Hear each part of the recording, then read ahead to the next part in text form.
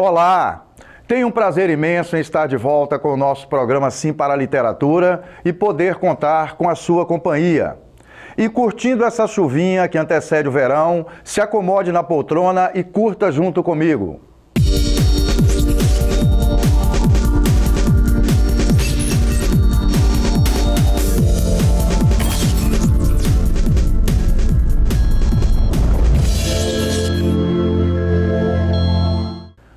No nosso programa Sim para a Literatura, temos em nossas edições as colunas Dica de Leitura e Dica de Livro. Temos também as colunas O Livro da Minha Vida, Apaixonados pela Leitura e a participação de telespectadores, além de entrevista e muito mais.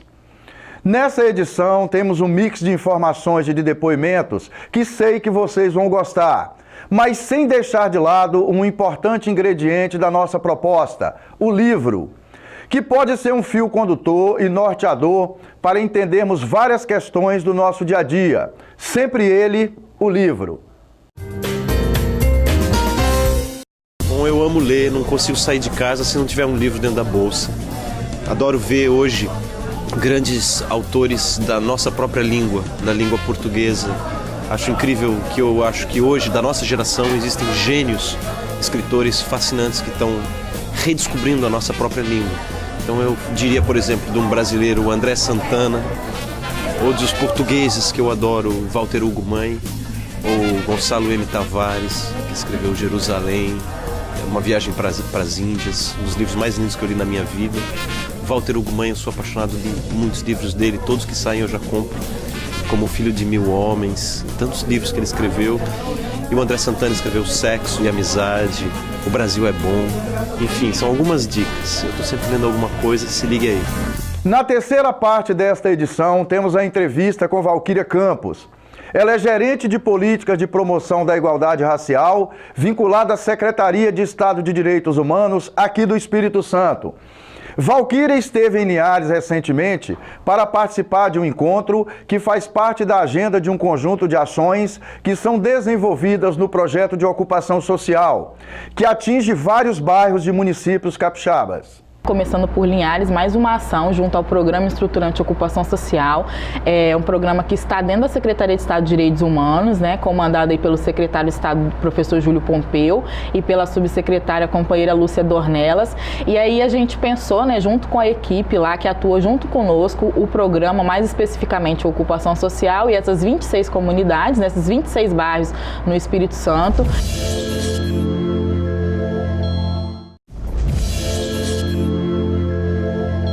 Estamos de volta com o nosso programa Sim para a Literatura. Na dica de leitura dessa edição, mostramos uma reportagem publicada pela TV Canção Nova, que divulga um estudo publicado por uma revista americana voltada para estudos científicos. A pesquisa demonstra que o hábito da leitura, além de vários benefícios, contribui para que as pessoas tenham mais tempo de vida. Acompanhe comigo.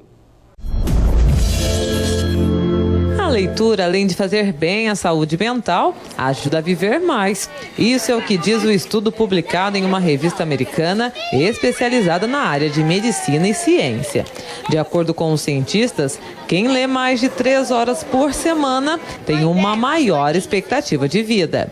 E se ler faz bem para a saúde, brasileiro até que está bem, viu? 56% da população do país são de leitores. O brasileiro lê em média 4 livros por ano. 2 deles por inteiro e outros 2 em partes. Mas se a gente conseguir alcançar um livro a cada 2 meses, um jornal a cada 2 dias, uma revista a cada 2 semanas, 3 semanas, seria o ideal. Tá bem que a pesquisa brasileira também apontou que a leitura ocupa a 10ª posição quando o assunto é o que você faz no seu tempo livre. Se bem que a desculpa para não ler mais é justamente... Trabalho muito, mas sempre que posso eu tô lendo. Se tivesse mais tempo eu leria mais, mas sempre que eu posso eu leio. E ajuda muito, eu acho. Se o povo nosso fosse um pouquinho mais leitor, acho que ele estaria numa situação melhor, Isso porque seu José aproveita o tempo que tem lendo, o que é, de acordo com a especialista, a melhor das companhias. Uma boa leitura é sempre uma boa companhia, sendo ela feita em um tablet, no próprio celular ou no objeto central, que é o livro. A gente tem que focar cada vez mais na leitura e não tanto no objeto que a gente utiliza para ler. Pesquisa que para o seu José, no auge dos seus 52 anos, não é novidade não, é só constatação. Até um pedreiro falou assim para mim: quanto mais a gente sabe, melhor a gente vive. Então eu guardei isso comigo e acho que é assim mesmo. A leitura melhora toda a visão que o ser humano pode ter do mundo. De acordo com aquilo que ela vai lendo, as expectativas que ela vai tendo da vida, do próprio futuro, vão aumentando. Na nossa dica de livro, temos uma sugestão de leitura da professora e escritora nearense Vilma Freitas, com o livro Eu Sou Malala. Livro baseado em uma história real de luta, perseverança e crença na liberdade e na vida. Preste bastante atenção. Bom, eu, Vilma de Freitas, eu recomendo este livro, Malala. Essa história é muito interessante, intrigante e às vezes muito revoltante também, porque é a história de uma menina que sofreu um atentado porque queria simplesmente o direito de poder ir para a escola, de estudar, um direito primordial para qualquer ser humano, para qualquer sociedade. E a Malala hoje é um símbolo de luta, é um símbolo de perseverança e resistência e que luta pelos seus direitos. Hoje a Malala dá palestras, ganhou o Prêmio Nobel da Paz, né? Faz discurso na ONU.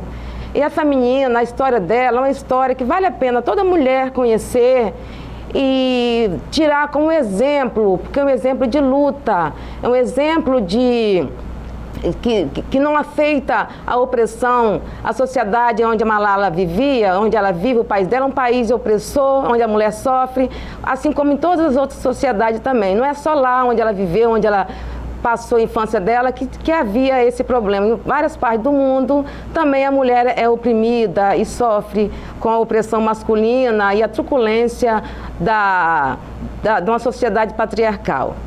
Então, a Malala, o que mais marcou nessa história, quando ela tinha que fugir, ela tinha que esconder os livros, esconder a mochila, não podia levar, porque a perseguição era maior. Os talibãs, quando ocuparam a região dela, a Malala passou perseguições, quase perdeu a vida. Então, é um livro que pode ajudar muito a mulher a entender todas as perseguições que a mulher passa em todas as partes do mundo, né? Não só no país da Malala. Na coluna Participação de Telespectadores, temos depoimento de pessoas sobre a importância do hábito da leitura. Assista junto comigo. Leitura é fundamental, né? Desde o ensino básico até a formação, graduação, após, porque durante todo o decorrer da vida a gente é leitura, né? O estudo a gente tem que ler. E aqui, por ser uma faculdade universitária, a leitura é muito pesada, né? Temos curso de pedagogia, direito e administração, então tem muita coisa para ler, livros, artigos. E o bom é quando o aluno, aqui no nosso caso, ele já vem com essa bagagem de leitura, porque ele já chega aqui e já vai ser mais fácil para ele. Mas leitura, no geral, até mesmo a literatura ficcional, a gente consegue, né, melhora o vocabulário, melhora a escrita, a interpretação. E numa prova, a interpretação é muito importante. Então, ler, entender, isso vai sempre ajudar o aluno. Na vida acadêmica, desde o ensino básico até a formação superior. A leitura ela é importante para mim desde a infância. Foi um momento de como se fossem amigos, no momento da escola, em casa, de muita interação. E foi onde eu me encontrei para ser uma bibliotecária e incentivar outros o hábito da leitura. Com elas, a gente desenvolve o hábito de escrever, conhece novos lugares, mesmo que você não possa viajar a esses lugares, você consegue conhecer vários lugares, várias pessoas, vários costumes e aprender cada dia a vida cotidiana através da leitura. Então é importante tanto para a formação social, como para a sua formação acadêmica, como a formação familiar. Então a leitura ela está interagida em tudo na minha vida. E graças à leitura eu conheci essa profissão, tenho muito orgulho por ela e quero incentivar outros a conhecer essa tão boa forma de conhecer, né, que é a leitura. E na nossa coluna Apaixonados pela Leitura desta edição, vamos falar um pouco da nossa participação como representantes do projeto Prazer da Leitura no 4º Festival Capixaba de Literatura, que aconteceu no Sesc Glória, em Vitória, na noite de sexta-feira, 8 de dezembro. Participamos da mesa redonda Ler ou Não Ler, Eis a Questão, numa troca de experiências com o professor Orlando Lopes, que coordena um projeto de incentivo à leitura na Universidade Federal do Espírito Santo. Nós do projeto Prazer da Leitura e do programa Sim para a Literatura participamos do festival como parte da programação oficial na noite de sexta-feira, 8 de dezembro. Na mesa redonda Ler ou Não Ler, Eis a Questão, na Sala da Palavra no Sesc Glória, em Vitória. Durante o encontro, apresentamos as principais ações que são desenvolvidas pelo projeto aqui em Linhares, voltadas para o incentivo à leitura em parceria com um grupo de parceiros voluntários, junto das escolas, faculdades, instituições filantrópicas e da comunidade em geral. E tivemos muita satisfação em dialogar com o professor Orlando Lopes. Ele é responsável por conduzir na Universidade Federal do Espírito Santo o programa de extensão Reler e Fazer, rede de experiências em leitura, voltado para a comunidade acadêmica das áreas de linguagem. Para o Uísque Coelho, do Sesc Glória, essa troca de experiência é sempre muito importante. Mais uma ideia que a gente tem de tornar essa questão da literatura como uma coisa do cotidiano, assim, são nas iniciativas mais simples, assim, como talvez as mais complexas, porque o Orlando, por exemplo, que vai fazer a mesa com você, é professor da UFES e tem um projeto na universidade. Mas aí eu acho importante, assim, até um diálogo entre essas duas tendências, porque aí você está trabalhando de uma forma direta do cotidiano e aqui tudo bem que o Orlando também esteja aberto e a proposta dele possa ser a mesma, mas assim, talvez o próprio aluno da UFES já vê mais como um processo acadêmico e talvez diferenciado. Então eu acho que é bom esses cruzamentos. Durante esse encontro, compartilhamos também nossas vivências com escritores capixabas, professores, outros ativistas do ambiente da literatura e leitores em geral. Como representante do nosso projeto Prazer da Leitura, estiveram em Vitória neste evento eu, professor Pereira, coordenador do projeto, e Davi Oliveira, voluntário e parceiro importante das nossas ações. Em nome do projeto Prazer da Leitura e da comunidade de Linhares, consideramos de fundamental importância agradecer ao Wilson Coelho, assessor técnico de literatura do Centro Cultural Sesc Glória, por mais essa porta que abriu, proporcionando a nós a oportunidade de compartilhar nossas vivências literárias. Literatura acontecendo em tempo real e na veia. Permita que o livro faça parte da sua vida. Vejam bem, os ativistas e amantes da cultura de Linhares estão em clima de festa, pois a cultura do município deu um largo passo. O prefeito municipal Guerino Zanon recebeu em seu gabinete nesta terça-feira, 12 de dezembro, representantes de diversos segmentos culturais e entidades representativas do setor, para a sanção da lei que cria um fundo de recursos financeiros para as atividades culturais do município, o Fundo Municipal de Cultura. Vamos assistir juntos a matéria que foi realizada pelo jornalista Cláudio Henrique, que é apresentador e editor do jornal Sim Notícias da TV Sim de Linhares. Anseio antigo da classe artística de Linhares, a criação do fundo acontece num momento de grande efervescência cultural no município. Depois de passar por uma votação na Câmara de Vereadores, a lei foi sancionada pelo prefeito de Linhares nesta terça-feira. Poucos municípios no Espírito Santo têm um fundo próprio de cultura. E como era de se esperar, ativistas culturais e artistas linharenses comemoraram. Antes eu precisava elaborar meus projetos e encaminhar, por exemplo, para a Secretaria do Estado. E agora eu vou poder participar junto com a minha cidade. Então, projetos específicos para a minha cidade eu vou poder apresentar, projetos culturais, né, na área da música, seja também na área de artesanato. É uma forma bem mais ampla.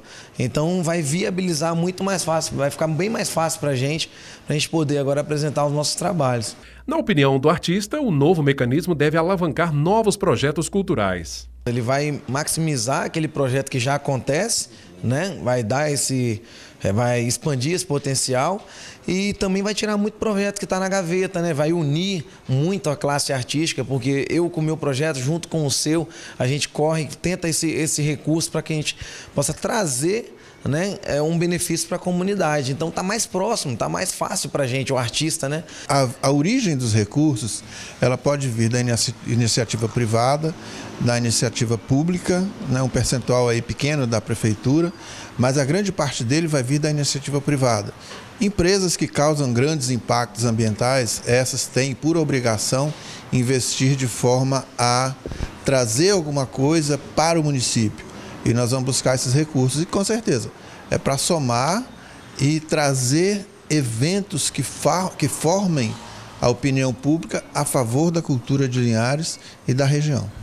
O Fundo de Cultura é um dos instrumentos que o sistema municipal precisa ter para que o município seja integrado ao Sistema Nacional de Cultura. O Fundo de Cultura é um pilar do Sistema Municipal de Cultura, entendeu? Nós temos um conselho, nós temos o fundo agora, vamos elaborar o plano aí, vamos fazer parte do Sistema Nacional de Cultura. A partir daí, verbas do Estado, né, e da Federação vão compor o fundo, né? Urbano Dávila é músico e também diretor de cultura do município. Ele explicou como o novo mecanismo de captação de recursos para a cultura municipal vai funcionar. O fundo ele é independente, né? Ele é independente. A partir daí vão se criar, o conselho vai se criar um plano para poder trabalhar isso através de editais e através de ações discutidas ali pelo conselho. Agora em fevereiro o prefeito já vai chamar, né, a classe, né, para poder discutirmos a questão da verba para esse fundo, e eu creio que esse ano ainda teremos os frutos, né, desse projeto. Pode fomentar grandes projetos aí, né? Vários projetos. Vamos para um breve intervalo comercial e já voltamos com a terceira parte do nosso programa Sim para a Literatura. Eu aguardo vocês.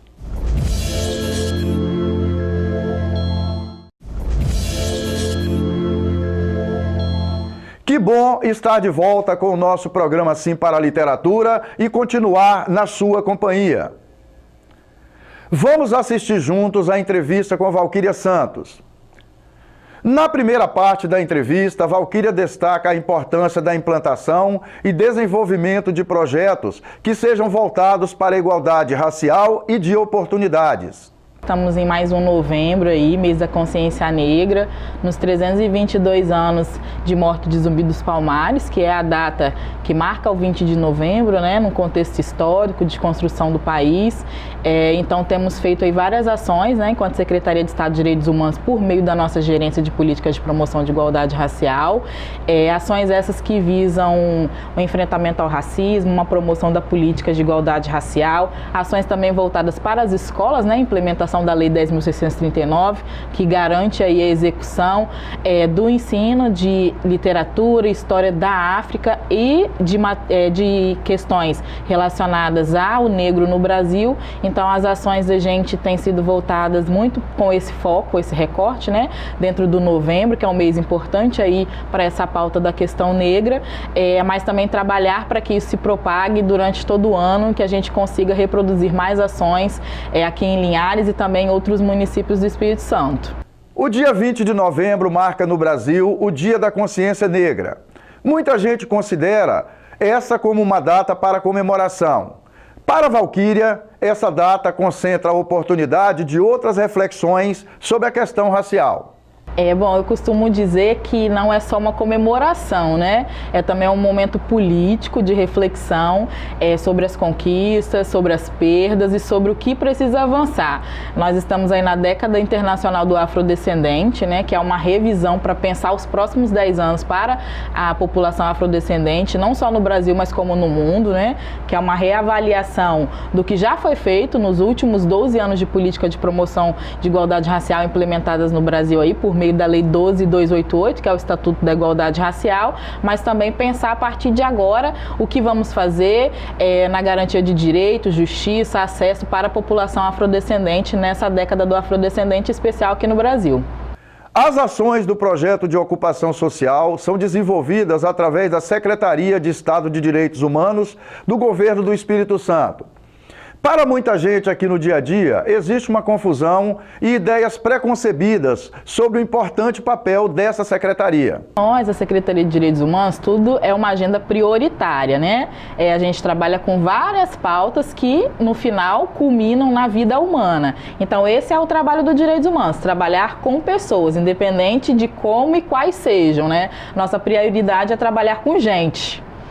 Fica a impressão, primeira, que a pessoa a priori já é culpada, né? Não seria essa a ideia?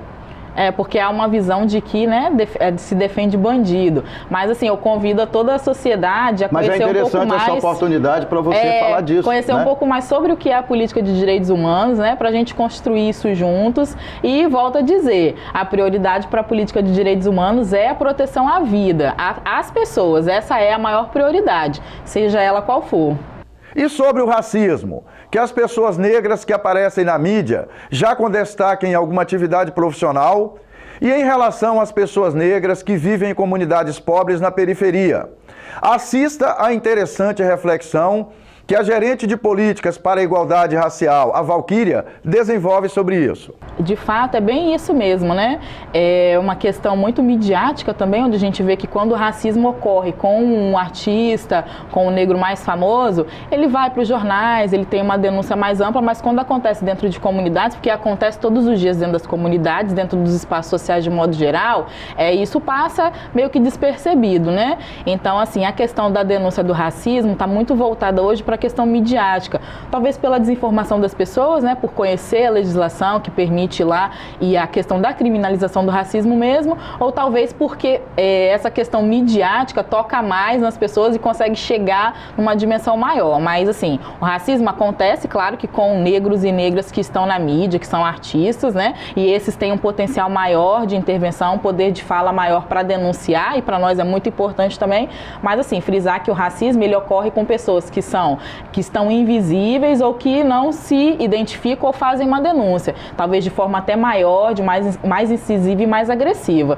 O que acontece é que quem tem o poder, né, da mídia e o acesso, né, são artistas, esses acabam ficando num foco, né, de uma visibilidade maior e que tem contribuído muito aí, como a gente pode acompanhar, né, muitos artistas que têm feito essas denúncias e participado de campanhas muito importantes para o enfrentamento ao racismo no Brasil. E sobre a base que origina o racismo?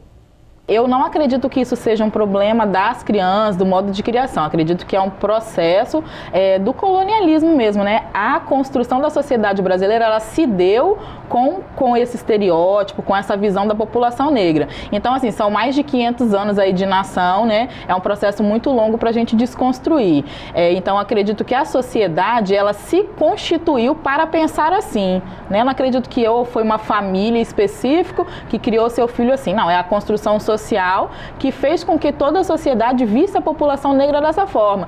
Toda a história da população negra foi anulada para se construir essa visão do feio, né, desse estereótipo, dessa questão de ser exótico, com cabelo black power. Isso tudo é uma questão que foi se prolongando ao longo do tempo, assim como a exclusão social, né, a criação das periferias. A população negra, ela foi lá na base, né, participou da construção das riquezas do país, mas foi marginalizada desde o início da colonização, e aí isso foi se propagando. Então isso reflete em tudo, reflete na economia, reflete na questão das políticas de acesso, reflete também nessa questão do estereótipo e beleza, que infelizmente acaba aí, né, entrando nessa questão das crianças e da educação também para as relações raciais. No Brasil, são desenvolvidas, de alguns anos para cá, políticas públicas afirmativas, que são voltadas para a promoção de oportunidades e diminuição das desigualdades sociais. Algumas delas, como cotas raciais e sociais nas universidades públicas, por exemplo, têm demonstrado o sucesso dessas iniciativas. E têm sido de fundamental importância para as mudanças substanciais na vida de vários segmentos da nossa sociedade.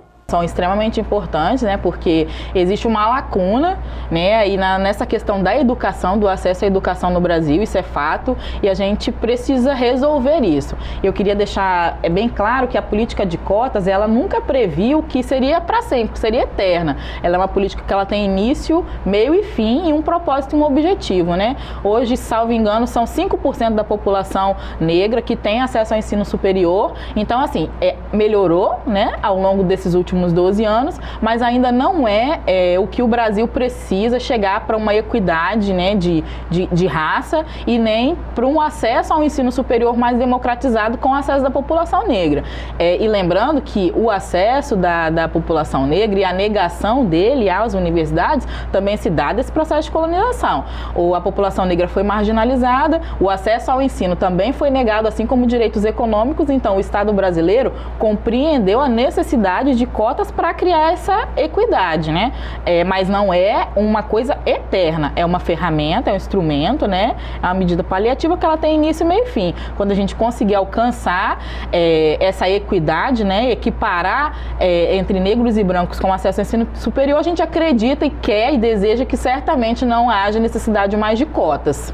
Mas por enquanto é necessário uma política afirmativa de modo mais rápido e mais estratégico para que a gente consiga, né, produzir aí essa igualdade, esse acesso de quem foi lá atrás desfavorecido, excluído, para que agora a gente consiga ter um acesso dessas pessoas, né, da população negra dentro das universidades. Caros telespectadores, foi um prazer e um sinal de prestígio contar com a sua audiência nesta edição do nosso programa Sim para a Literatura. Para que vocês tenham acesso às edições anteriores e aos vídeos do programa, acesse a nossa página no Facebook. Entre em contato conosco através do e-mail simparaliteratura@gmail.com. Agradecemos a sua audiência em Vitória e Grande Vitória, através do canal 20 da TV RCA. Saudações literárias e muito obrigado.